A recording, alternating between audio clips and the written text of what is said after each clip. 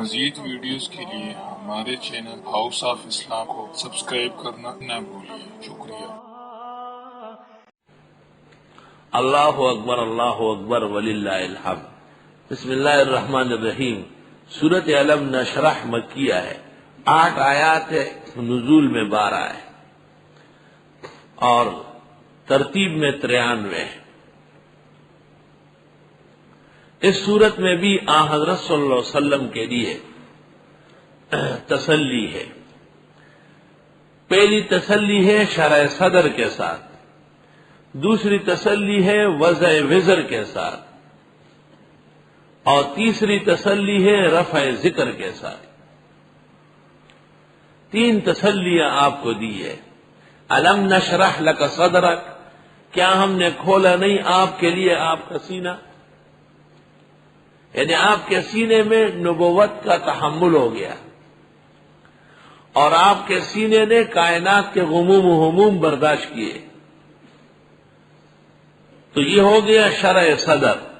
ووضعنا عنک وزرک، اور ہم نے ہٹایا آپ سے بوجھ، جو بوجھ اور ثقل آپ محسوس فرماتے تھے۔ تو دوسری تسلی ہو گئی وضع وزر، وضع وزر۔ اور تیسری الذی انقض ظہرک، وہ بوجھ جس نے آپ کی کمر توڑ رکھی تھی۔ ورفعنا لک ذکرک، اور ہم نے اٹھایا آپ کا ذکر، ہر جگہ پہنچایا آپ کا نام، جہاں خدا کا نام اشہد ان لا الہ الا اللہ و اشہد ان محمد رسول اللہ کا اعلان ہوتا ہے۔ ورفعنا لک ذکرک۔ جب آپ کا سینہ اللہ تعالیٰ نے کھول دیا تو فإن مع العسر یسرا، پس بے شک تنگی کے بعد آسانی آئے گی۔ ووضعنا عنک وزرک، اور ہم نے آپ سے بوجھ ہٹایا۔ ان مع العسر یسرا، یقیناً تنگی کے بعد راحت آئے گی۔ الذی انقض ظہرک، اس بوجھ نے آپ کی کمر توڑ رکھی تھی، تو اب کمر تو فارغ ہو گئی۔ فإذا فرغت فانصب، جب آپ ان کاموں سے فارغ ہوئے تو اللہ کی عبادت کے لیے کھڑے ہو جائیے۔ فانصب مانا فقم، فعبد۔ اور ورفعنا لک ذکرک، ہم نے آپ کی نصیحت کو 4 دانگ عالم جن اور انس، فرش سے عرش تک پہنچایا۔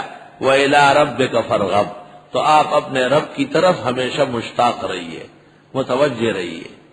ابن عباس سے تنویر المقباس میں مروی ہے کہ اس سے نمازوں کے بعد دعا مراد ہے۔ جب نماز سے فارغ ہوئے تو پھر دعاؤں میں مشغول ہو جائیے۔